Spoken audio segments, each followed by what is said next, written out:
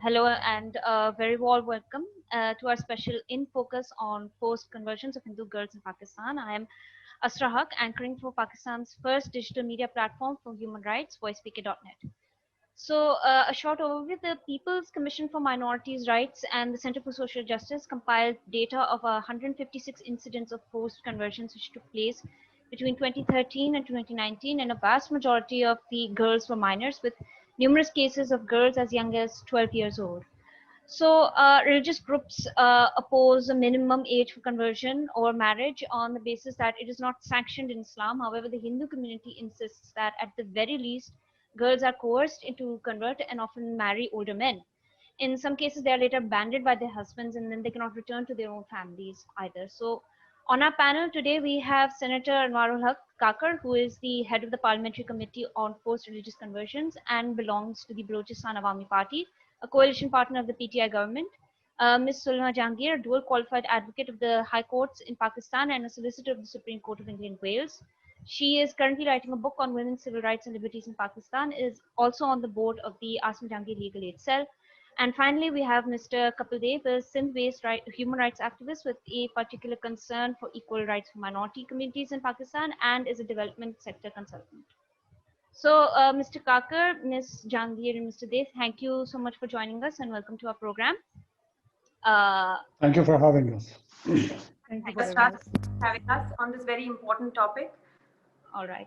So my first question is for Ms. Jahangir. As a lawyer, what do you understand are the various lacunae in existing laws in Pakistan, especially when it comes to the matter of forced conversions of minor girls? Well, I mean, we all know that in Pakistan there is the Child Marriage Restraint Act, which has been since 1929, and thereafter has been amended to increase the age. So in all the provinces except Sindh now, girls, the age is 16 for girls with parental consent and 18 for boys. And in Sindh, it's 18 for both sexes. Unfortunately, as with many other laws that relate to the protection of women and children or minorities, there is no political will to implement this law, and has never been for the last many decades. It's not just this government, but many others before that.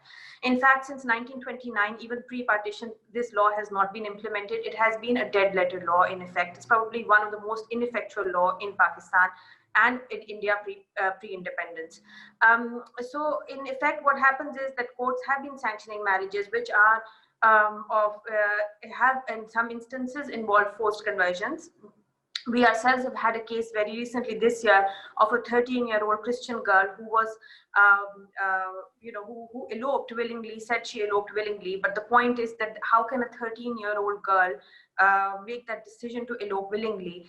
So I think there is, this is a very, it's a sensitive issue, but it's an issue that needs to be resolved with positive legislation if our state is serious about protecting children, because I think below 18, what we would call them are minors. So if they are minors and they are children, they deserve protection through positive legislation.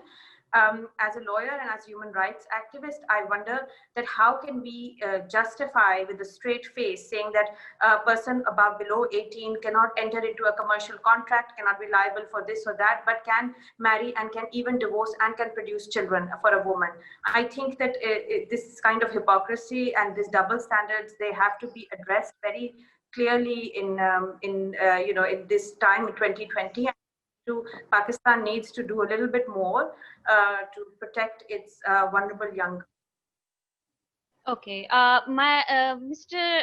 Dev, I would like to ask you, when the Hindu community approaches the state, how does the state often respond when it comes to cases of forced conversions? Are they, more often than not, are they given justice or denied it? I think first of all, thank you for inviting me for this very important topic. So when we approach the police, the cases are registered with the police. So normally, what's the behavior of the police station? I think there are the two famous districts. One is Ghotki and another is Umarkot, and there are two famous peer. One is Peer Sarandi, and another is Miyamitu. These both notorious peers, they are known for converting Hindu girls. These are actually running not madrasas, but these conversion factories, the conversion houses. Okay, so and the district police administration, be it the police or be it the other police officials, and or even those intelligence agencies working in these districts, they very well know that who these guys are and who these are involved in. And when we approach the police stations, normally what happens, police station, these police officials, that be the DPO or the SHO, in their jurisdiction, they know that who the culprits are, but yet they they are not able to lodge the FIR, or they don't even support the Hindu families. What they lodge the FIR after some, when we approach some political influential people, only then our FIRs are being registered. What happens followed by the FIRs, after 2 3 4 days or after a certain time period, these girls who actually elope away, or who the girls who are taken away, okay, then they are produced in the courts. So during this whole process, we often see a very less cooperation from the police official. I'm not saying in all cases, but in majority of the cases, we don't see that much cooperation from the police quarters. And when these cases go to the court, so what happens in the court, that normally the verdict, and as you mentioned, that the most of the girls, they are below 18. So Yeah. what we see, that there is a law in sin, unfortunately not in other provinces. Unlike other provinces, there's a law in sin, the Child Marriage Restraint Act, and under 18, if the girls, they are under 18, the marriage should be, you can say null and void. But unfortunately, there is some loophole in the law as well. Mm. When these cases go to the court, what happens? The judiciary's mindset, that actually matters as well. The lawyer fraternity's mindset, that actually matters. The police department's mindset, that actually matters. The reason being, because all these people, be it the police, lawyers, the judiciary, all these people, there is certain mindset. They feel happy if somebody is converted. So what their Jannat ticket is, their Jannat birth is booked, because a Hindu is coming to the fold of the Islam. So this is a bitter reality. So we need a mindset, behavioral change, that need to be challenged. Okay. That need to be changed.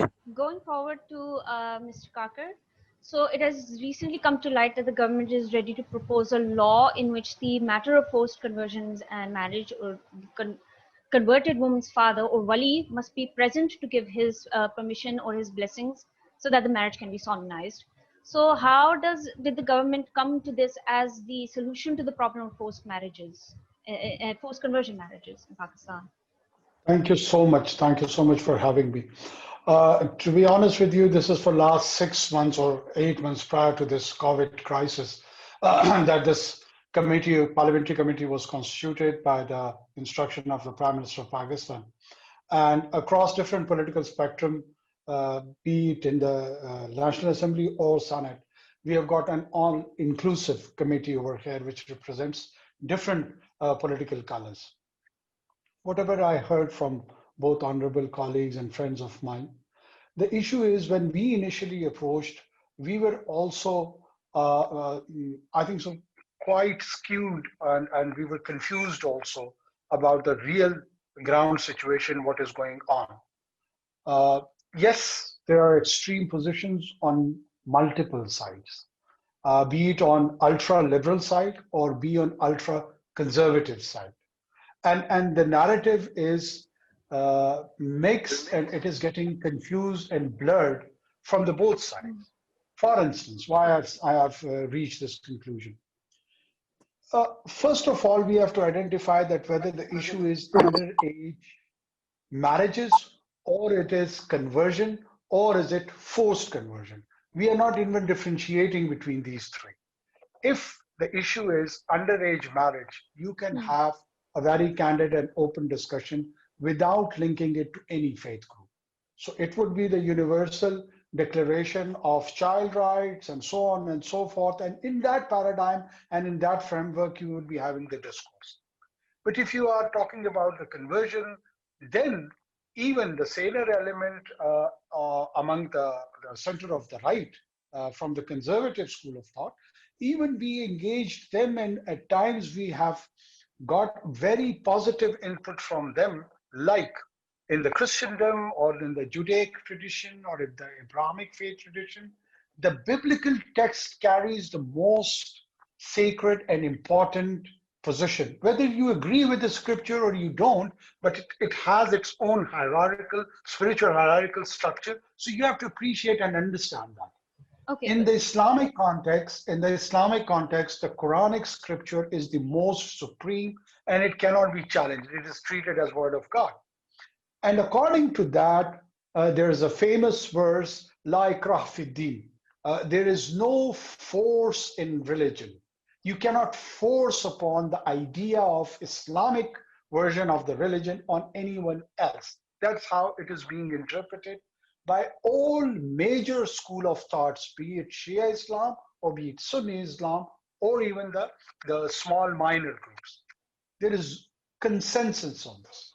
sir, So but number one, the can idea of a wali. Okay, yes, continue. if you allow me, because all these aspects, there's a plethora of nuances in all this discussion, and we as a committee has initiated this discussion. We have welcomed a candid and open discussion on all the aspects of it, because the criticism, like just my colleague Kapil said, that everyone wants to have a ticket for let's say heaven or Jannah. This is not the case. Yes, I agree, and we have been public on Mr. Mithu and Sarindi's role in those two districts. But the mainstream is not being represented by Mithu or Sarindi. The mainstream is Taqi Usmani. The mainstream is Sistani. The mainstream is School of Bareilly. The main school is Ahle Hadith. So there are major religious outfits who have a large influence or audience or following, and they do have their official representatives. And when we approached them, there was no such thing of buying a ticket for Jannah to convert Hindu minor girls or anyone for that matter forcefully. Yes. And as far as the spiritual journey of any individual is concerned, if he or she chooses to have a specific faith, our Hindu minority friends have openly come up with this position that they do not have an issue with that. If it is out of free will or out of free choice, that should be respected. This is the position of the Parliament's committee. Okay. Now So, we will come to the specific. yes. Yeah, So, I'll come to this. okay. Yeah, go on. So the thing is, when we have willful marriages of girls who are converting from a minority community to Islam, the law that the parliamentary committee has proposed is having the wali or the father of the girl there present to. This is factually incorrect. We have not proposed anything. This idea has come under discussion. All right. All right. The idea of wali has come under discussion. Now, why did this idea of wali came under discussion? First of all, remember, all the recorded complaints against these incidents have been filed by the families of the victims, not by the so-called individuals who happens to be the victims. So when the family comes as a complainant, the immediate impact which came to our mind was that they are the one who are suffering, they are the one who are going through the trauma, they are the one who needs to have some sort of a stake, legal stake, social stake in this whole process. And in order to cater for their needs, the idea of wali came under discussion. It was never for the individual. It was for the complainant who happens to be in all the cases without any exception. Please, can I ask two questions? Quick questions. Sure.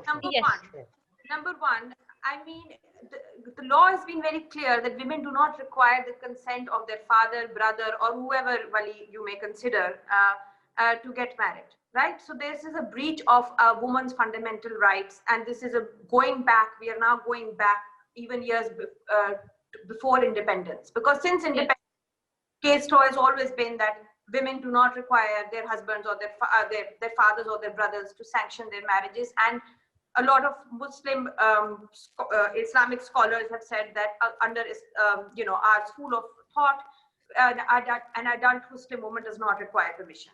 So Sorry, you are going back. to dark age. Uh, Second, how do you say who is wali for a Christian woman or for a Hindu woman? Are you imposing your Islamic concepts on a religious minority? So I find this aspect extremely deeply troubling. I think that this, to even propose, to make such a proposal, it's like taking away something. It's like, you know, taking away something much bigger. I think it's thoughtless. I think it's a complete derogation of Pakistan's international obligations. And I think whoever is, I think it's something that takes away a right of a lot of women to solve one issue. You are taking away. Yes, sir. Anwar, just to add, what apparently Miss Asma Jahangir, the late Asma Jahangir, she had fought the case of Miss Samia Waheed, and the Supreme Court had ruled that she, as like someone above the age of 18, she has all the right as an adult to exercise her right to to marry whoever she wants. So, in the context of that ruling by the Supreme Court, how do you see like this discussion about the wali in conversion marriage? Yeah. First of all, as I'm trying to explain, it might be derogatory to someone, it might be a very primitive idea, but in the spirit of discourse, in the spirit of an open and candid discussion, we encourage and allow that all sorts of discussion should happen on our forum. Nothing has been finalized. There are multiple inputs which are coming to our committee, and we welcome all in the spirit of free discussion and expression. Having said this, the problem which we were confronting, as we accept, and I do concede to the position of individual right and their choice to get married, this is exactly the right which has been taken as a tool, which is taken as a defense by all the accused who happens to be kidnappee in that case, in all the cases rather, and they come up with this defense of individual right that this woman has been married out of her own free will, and as far as the age is concerned, they do manipulate the pathetic, inefficient system of Pakistan, and they produce sometimes, according to Hindu community, manipulated age certificates or manipulated medical records in order to have the tools of law in their favor. This is what has been happening. It is not the contest between the two ideas. The contest is about the real situation, the administrative arrangement in Pakistan in which this problem is happening. This situation is occurring. So we as a committee, we are deliberating on it and trying to find out how to respond administratively and how to respond legally. So if we cannot eliminate the whole problem, at least we should minimize it. This is the goalpost. This is our target. Okay. Go. Let me add here. I think simply confining this issue to the procedural thing, or simply confining this issue to the administrative thing, I think that would be fairly, I think, the injustice to the whole issue. I think we need to understand the power dynamics of the society as well. That because when you are in the minority, so I think that we need to understand the power dynamics in the society overall. So when you are going to the police station, when you are contesting this case in the society, so we need to look at look at this thing from the different various angles. Okay, where minorities, they are already marginalized, and where when their voice is not being heard. And even I, being an activist, I tend to be very careful when I'm putting my words on the social media. Maybe Sulema Jahangir, she is the person. Okay, she comes from a Punjabi Sunni background, though she is still a woman. So, but I think a Punjabi Sunni man can raise his voice very openly, and he can write so many things on the social media. But a person like me, coming from who's an activist, okay, who is being heard by so many people on the social media. So we need to understand, Kakar Sahab, the dynamics and power dynamics. We are not treated equal in this in the society. Neither the police treats us equally, nor the judiciary treats us equally, nor the lawyer fraternity in general. Okay, they treat us equally. So we need to understand this power dynamics in the society as well. And when these cases go to the these madrasas, why these boys they choose these madrasas? this during this whole process of this, when the girl she becomes absent for the 4 5 days. So during this whole process, what we see, that power is, this coercion is used. The power is used. The power of madrasa. Even Kakasab, you come Can from you a give very me a different one part. minute? Yeah, I Can you give me just one a minute? 30 seconds. Just a 30 seconds. Okay. The power of madrasa is so huge that even the liberal political secular parties, they cannot contest. Okay, the power, because they are organized force in the Pakistan, and we know that when Rinkle Kumari's case was happening, there was an open threat that the whole city would be burned out. Okay, so we need to understand the reality and real situation as well. This is simply not a procedural administrative. Yes, there are the procedural lacunas, there are the administrative issues, but these are not all issues. There are certain other issues as well. Dave Saab, sorry, I Okay. cut you, but I just want to say I think there are some very important questions which nobody has answered to me as yet. I totally understand that our minorities are very vulnerable. I don't understand whoever proposed this issue of Bali. Who is a Bali according to the different religious rules? Are we going to say that now Muslim rules of Bali are going to descend upon religious minorities? So first we tell them that, oh, to remove one injustice, now you have to accept our rules, our religious rules. So I mean, has this been debated? Number two, I don't understand that how, I mean, I find that this is a bit disingenuous to say that, oh, we are talking about Bali because we want to discuss everything. Everything has already been discussed. In Sindh, twice there was a protection of minorities bill that was enacted. Once the governor did not sign it because, as Mr. Dev just said, the rogue elements of the madrasas came and did a sit-in. They were threatening with violence. This was in 2016. So the governor, when the bill has been passed, the government has to just sign it, and which is just a ceremonial thing. He got scared and didn't sign it because of threats of violence. Then in 2019, again, there was a state by Mia Mithu, etc. So the point is not that. The point is that the government and people in the Senate and Parliament are perfectly well aware that there was a full bill that was drafted, that was enacted, that provided for all these protections to protect vulnerable children. Whether the children are Hindu, Christian, Muslim is not the point. The point is that these are Pakistani children and the state has to protect them. But the state was worried about rogue elements and threats of violence and was running away. So at the end of the day, it's not a matter of that we don't know what to do. You know exactly what to do. The point is that you do not wish to do it because you are more scared of the hundas than you are concerned about protecting your children. So let's be honest. Okay. This is what I just Okay, want to thank add, you. because even in Yes, those sir. days when the bill was passed, there was not a single seat of these religious parties in Sindh, because whole Sindh parties, there was not even during this tenure we have got a seats of religious parties.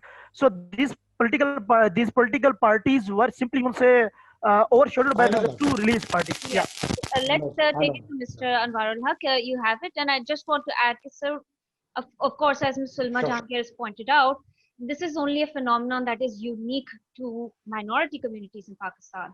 So, what do you, as a representative of the government, have to say in what the government is doing right now to address these very obvious issues? Thank you.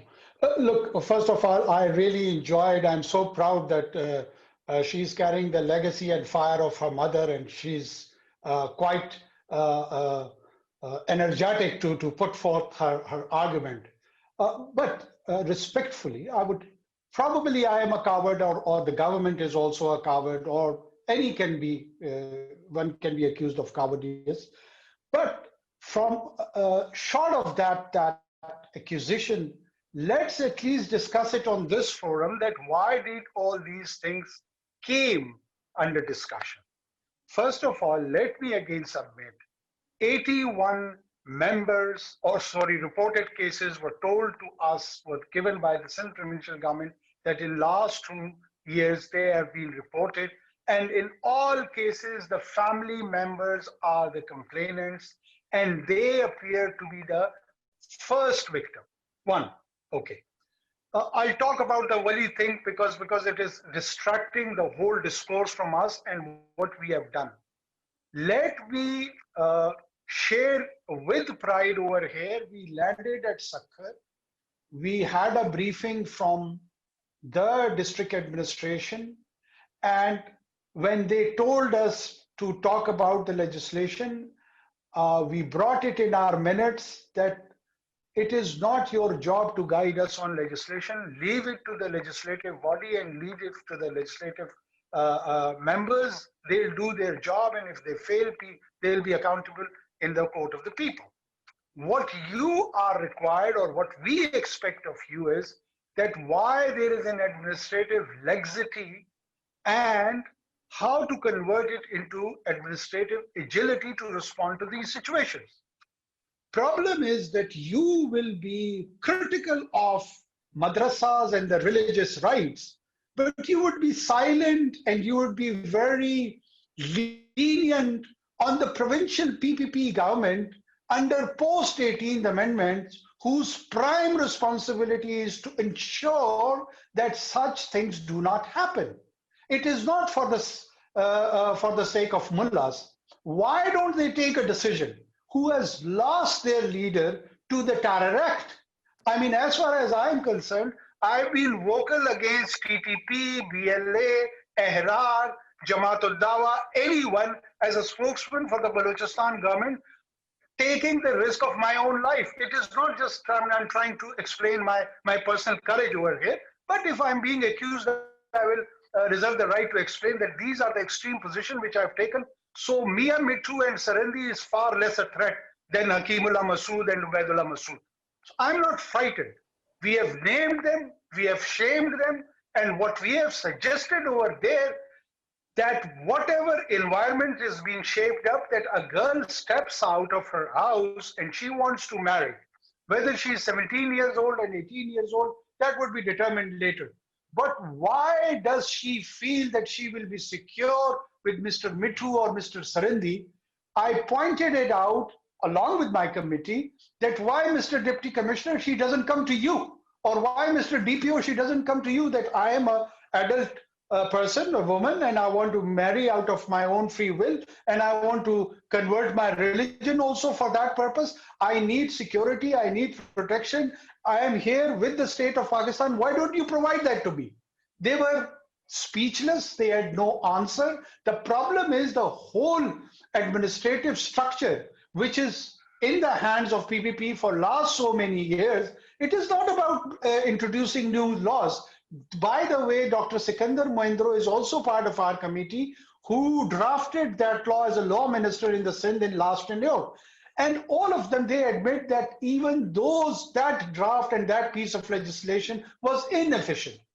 So we try to learn from their experience. We are benefiting from that draft, but trying to bring the rest of the sections of society so it becomes all inclusive. Instead of creating more funds on confrontation, we want that our minority friends should feel secure, protected, and this issue should be addressed in the best manner as much as we can. This is the goal and this is the target. We may have some bumpy roads. We would be having some challenging issues because the religion is involved. The majority religion is involved. The minorities religion is involved. The old centuries practices are involved. It's not that easy that in one Zoom meeting we will conclude everything and everything would turn and transform into an ideal situation. The issue is that we have identified it, that this is an issue which needs to be reckoned with. And we are quite open to talk about it, not just about the aspects of the issue, but also about the many or plethora of nuances about its solutions also. So to you, probably that would not be an appropriate solution, and you've got all the rights to criticize that solution. But if the members of the parliament or the majority decide that we will legislate that, then that legislation would be open to criticism or appreciation. That is for the people and civil society and the media to do that. But you cannot curtail my right to legislate.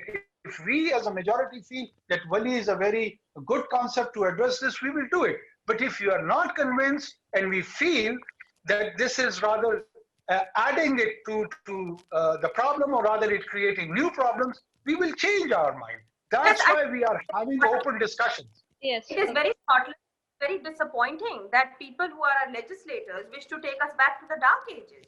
I mean, if those are Oh, the people Salma.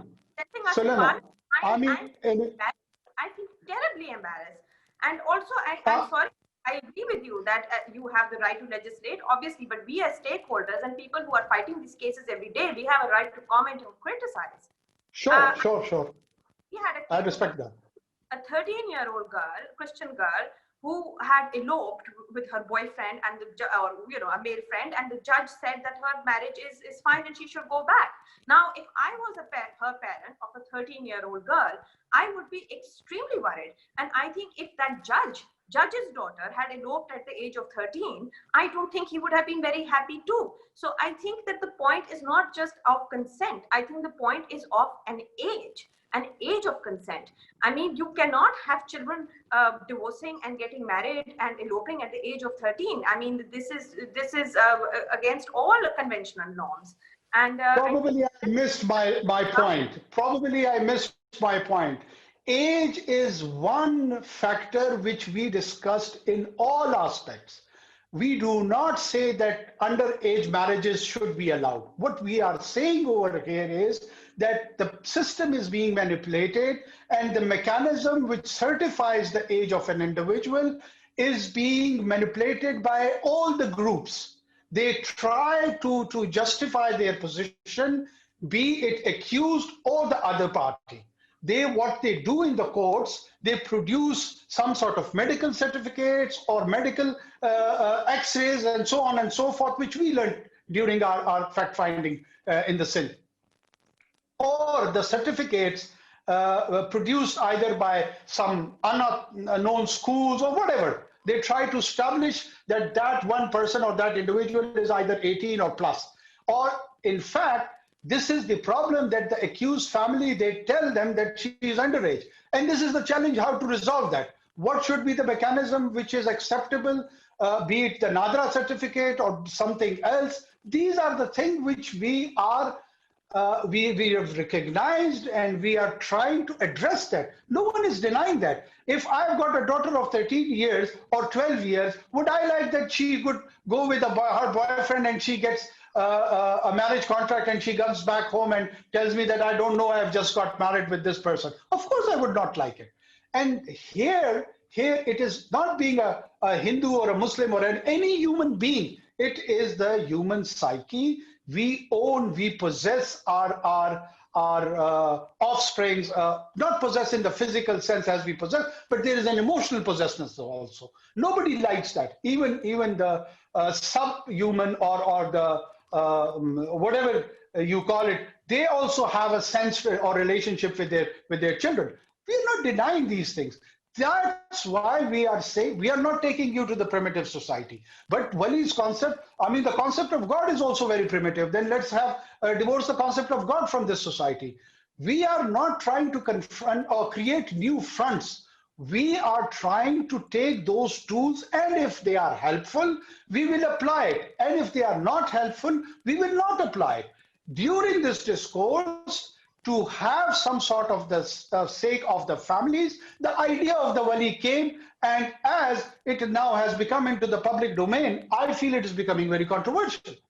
But the intent was to have the idea of a wali, which is a Muslim concept, came to apply to non-Muslims. So you are saying that no, you're missing the point. You Sandema, look. Impose upon them. So it just No. Okay, let me explain. What came under our discussion, let me explain. I mean, please let's withdraw from our emotions and let's argue about it in a rational manner. The idea was, if I choose to convert, I say that I'm a Christian and from Christianity I'm converting to the religion of Islam, or I'm a Hindu, or I'm a Sikh, or whatever. And now, from now onward, I recite the kalma and I say, I declare there is only one God and Muhammad is his prophet. So I have been declared as a Muslim. So what do? Now, in the second part, I'm entering into the marriage contract.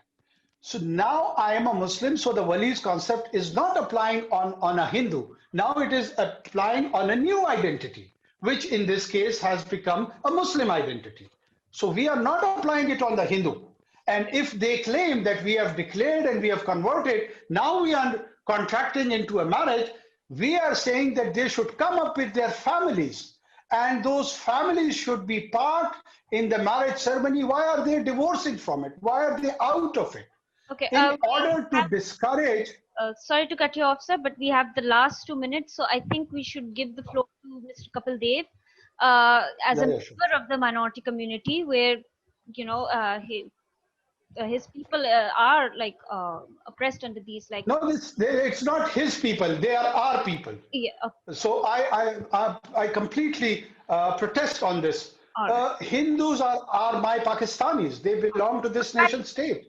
I hope Okay. that right, because if it was right, then our laws wouldn't be so blatantly discriminatory against them, and we wouldn't have such little. Well, many. Mr. Kapil Dev, your I would. your comments. There are many laws which are even discriminated against us. Yeah, please. My last comment would be, I think marriage is simply a civil contract.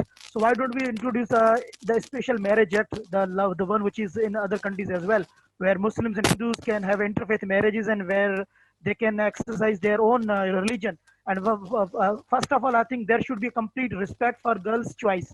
Whether she wants to convert, whether she doesn't want to convert, okay, but her age should be considered. She should be 18, and her choice should be respected in all ways by both Hindu parents and by all sectors. Mr. Kapil Dev, sorry to cut you off, but we're out of time. Thank you so much for joining us. It's lovely to have you, and I hope that something productive comes out of this debate right now. I'm extremely I appreciate your participation. Thank you all so much.